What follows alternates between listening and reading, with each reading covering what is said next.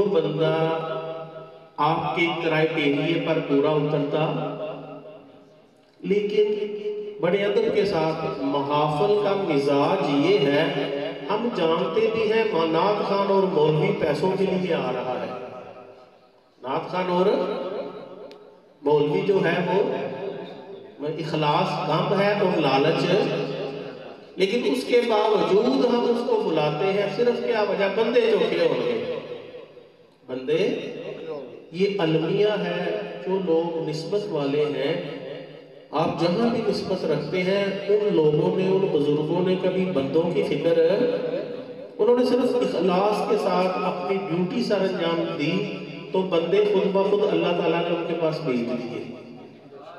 آج ضرورت اس امر کی ہے کہ ہم اپنے ظاہر اور باطن کو ایک کریں۔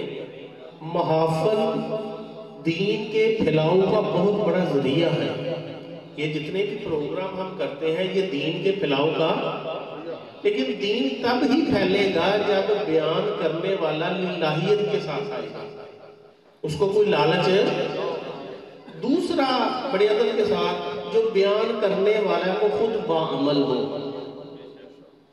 تو خود آپ کو پتا ہے یہ ہم اپنے آپ کو گیڑا دیتے ہیں، چکر دیتے ہیں آپ سمیت معذرت کے ساتھ، تاکہ ناراض نہیں ہونا، جو نماز پڑھنے والا ہے وہ خود نماز نہیں پڑھتا، اس کی داڑھی اپنی پوری، آپ کو پتا ہے باہر وہ کیا کرتوت کر رہا تھا اور بعد میں اس نے کیا کرنا ہے، لیکن بات پھر وہیں آتی ہے، معاشرتی حیوان ہے، اسی چکر میں ہوتا ہے چلے یار لوگ کہیں گے بلے بلے۔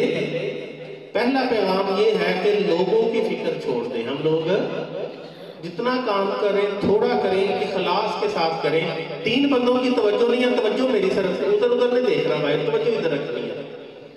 آج کے بعد یہ عہد کریں کہ جتنی بھی محافل ہیں، جو بھی ہمارے ایسے پروگرام ہیں، ہم ان لوگوں کو انوائٹ کریں جو باعمل ہوں اور جو لالچ کے بغیر، بندے تھوڑے بھی ہوں گے تو انشاءاللہ، بندے زیادہ بھی ہوں، اگر بارگاہ مصطفیٰ کریم علیہ السلام میں وہ آپ کی محفل، وہ درس قرآن، وہ ختم شریف قبول نہ ہوا تو کوئی فائدہ، اور ہر بندہ جانتا ہے جو کام دکھاوے کے لیے کیا جائے وہ قبول، اس لیے ایسے کاموں میں ہمیشہ تھوڑے ہوں۔ واقعہ پہلے بھی عرض کیا، شاہ عبد الرحیم رحمت اللہ علیہ کا بنے ہوئے چنے تھے، میلاد کی محفل میں انہوں نے چھوٹی سی محفل کروائی اور لنگر کیا دیا؟ بنے ہوئے چنے۔ مقصر کرتا ہوں نبی کریم صلی اللہ علیہ وسلم کی خواب میں زیارت ہو گئی کہ وہ چنے نبی کریم صلی اللہ علیہ وسلم کی بارگاہ میں پہنچ گئے ہیں اور فرمایا یہ وہی چنے ہیں جو تو نے بیچے ہیں۔ حالانکہ تھوڑے سے پریشان تھے کہ چیز اچھی نہیں ہے دنیا داری کے، اچھا پہلے میں اہتمام کرتا تھا۔ عرض کیا ہے؟ اخلاص تھا۔ کیا تھا جی؟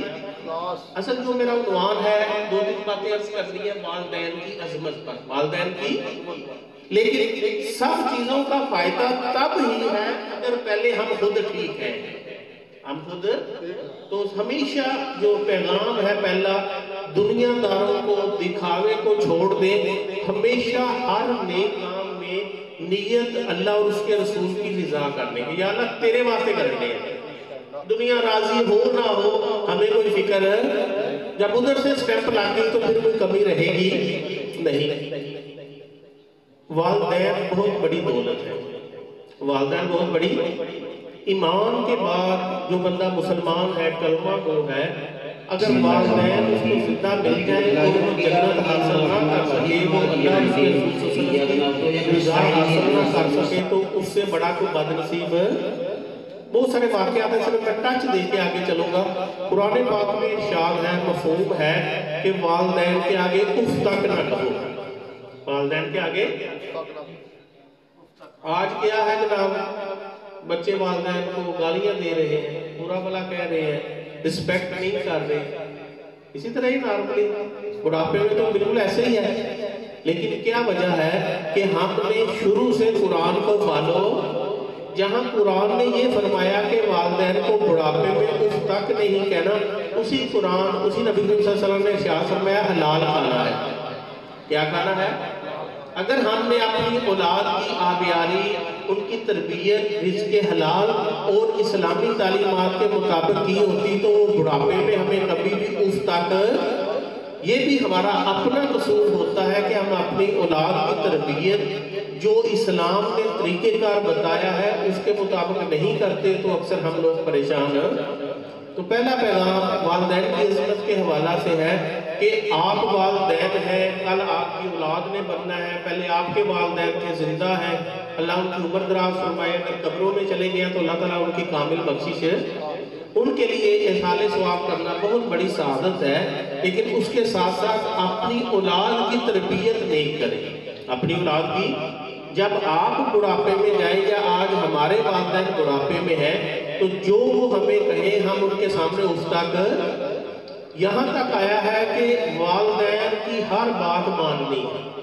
والدین کی صرف وہ بات نہیں ماننی جو شریعت سے ٹکرائے، جو شریعت سے، جو بات والدین کہتے ہیں اگر وہ شریعت کے دائرے کے اندر ہے تو پھر آپ نے اس بات کو ریجیکٹ نہیں کرنا۔ اگر وہ شریعت سے ٹکراتی ہے تو پھر والدین کی بات ماننے کی ضرورت ہے۔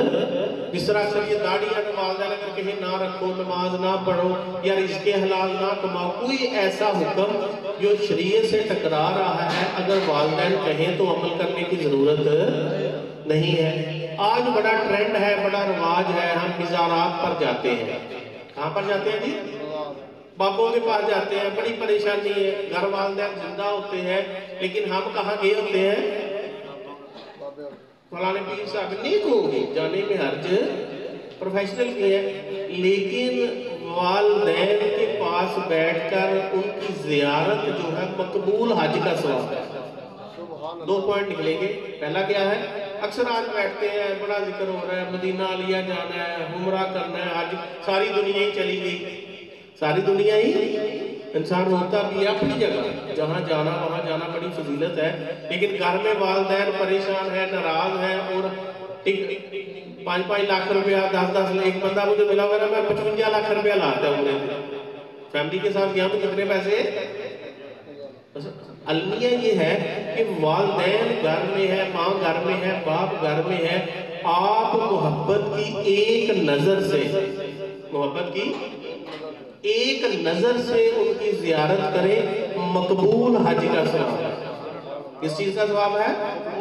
مدینہ شریف جاتے ہیں، حج کرتے ہیں، عمرہ۔ ابھی ایک ساتھی اس دفعہ پچھلے سال عمرہ کر کے آیا، میں اور یاسر بھائی ملنے گئے، خلاصہ یہ تھا، وہ خود کہنا چاہ رہا تھا کہ بہت مشکل ہے اور مجھے نہیں امید میرا عمرہ حج قبول ہوا ہو۔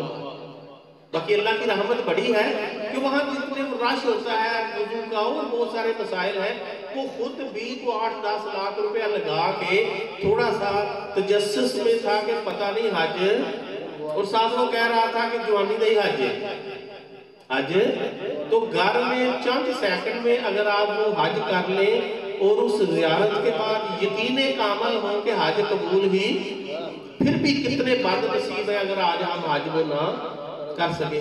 دوسرا، والدین جو ہیں ان کو ہمیشہ ان کی اطاعت و فرما برداری میں رہنا ہے، ہمیشہ ان کی اطاعت ہو۔ جب آپ والدین کی اطاعت کریں گے تو آپ کامیاب ہی کامیاب ہے، کبھی آپ ناکام۔ جو والدین دعا کرتے ہیں مقبول ہی مقبول ہے۔